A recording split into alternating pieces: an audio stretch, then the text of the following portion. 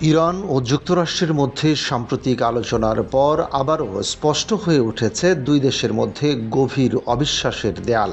ইসলামাবাদে দীর্ঘ সময় ধরে চলা আলোচনার পর ইরানের শীর্ষ আলোচক ও সংসদের স্পিকার মোহাম্মদ বাঘের গালিবফ অভিযোগ করেছেন, যুক্তরাষ্ট্র ইরানের আস্থা অর্জনে ব্যর্থ হয়েছে। প্রায় ২১ ঘণ্টাব্যাপী টানা আলোচনার পর রোববার সামাজিক যোগাযোগ মাধ্যম এক্সে দেওয়া এক পোস্টে গালিবফ এই মন্তব্য করেন। তিনি জানান, ইরান আলোচনায় আন্তরিকতা ও বাস্তবসম্মত প্রস্তাব নিয়ে অংশ নিলেও মার্কিন পক্ষ সেই আস্থার জায়গা তৈরি করতে পারেনি, যা একটি কার্যকর চুক্তির জন্য অপরিহার্য।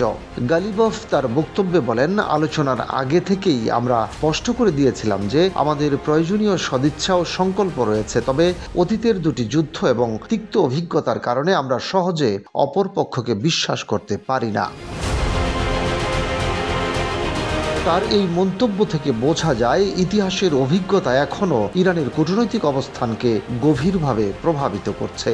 তিনি আরও উল্লেখ করেন, ইরানি প্রতিনিধি দল আলোচনায় অত্যন্ত গঠনমূলক ভূমিকা পালন করেছে। তার ভাষায়, আমার সহকর্মীরা ১৬৮টি গঠনমূলক ও দূরদর্শী প্রস্তাব উপস্থাপন করেছেন, যা ভবিষ্যতের জন্য একটি ইতিবাচক পথ তৈরি করতে পারত। কিন্তু দুঃখজনকভাবে আলোচনার এই পর্যায়ে মার্কিন পক্ষ শেষ পর্যন্ত আমাদের আস্থা অর্জনে ব্যর্থ হয়েছে।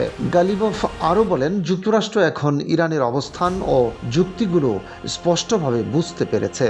তবে তিনি জোর দিয়ে বলেন, এখন মূল সিদ্ধান্ত নেওয়ার দায়িত্ব যুক্তরাষ্ট্রের। তারা সত্যিই ইরানের আস্থা অর্জন করতে চায় কিনা সেটি ভবিষ্যতের সম্পর্ক নির্ধারণ করবে। ইরানের এই শীর্ষ নেতা কূটনীতির পাশাপাশি সামরিক প্রস্তুতির গুরুত্ব তুলে ধরেন। তিনি বলেন, ইরানি জাতির অধিকার রক্ষার জন্য কেবল সামরিক শক্তি নয়, কূটনৈতিক প্রচেষ্টাও সমান গুরুত্বপূর্ণ। আমরা এই দুই পথেই এগিয়ে যাচ্ছি। তিনি আরও যোগ করেন, ইরানের জনগণের দীর্ঘদিনের প্রতিরক্ষা সংগ্রামের অর্জনকে সংরক্ষণ ও শক্তিশালী করার প্রচেষ্টা অব্যাহত থাকবে। বিশ্লেষকদের মতে এই বক্তব্য ইঙ্গিত দিচ্ছে যে ইরান এখনও কূটনৈতিক সমাধানের পথ খোলা রাখলেও তারা কোনোভাবেই নিজেদের কৌশলগত অবস্থান থেকে সরে আসতে রাজি নয়। একই সঙ্গে যুক্তরাষ্ট্রের প্রতি অবিশ্বাসের বিষয়টি এখনও বড় বাধা হয়ে দাঁড়িয়ে আছে। ইসলামাবাদে অনুষ্ঠিত এই আলোচনা আন্তর্জাতিক অঙ্গনে ব্যাপক আগ্রহের কেন্দ্রবিন্দুতে ছিল। তবে কোনো চূড়ান্ত সমঝোতা ছাড়াই বৈঠক শেষ হওয়ায় মধ্যপ্রাচ্যের পরিস্থিতি আরও অনিশ্চিত হয়ে উঠেছে। বিশেষ করে ইরানের পারমাণবিক কর্মসূচি, আঞ্চলিক প্রভাব এবং নিষেধাজ্ঞা ইস্যু, এসব বিষয়ে মতপার্থক্য এখনও রয়ে গেছে।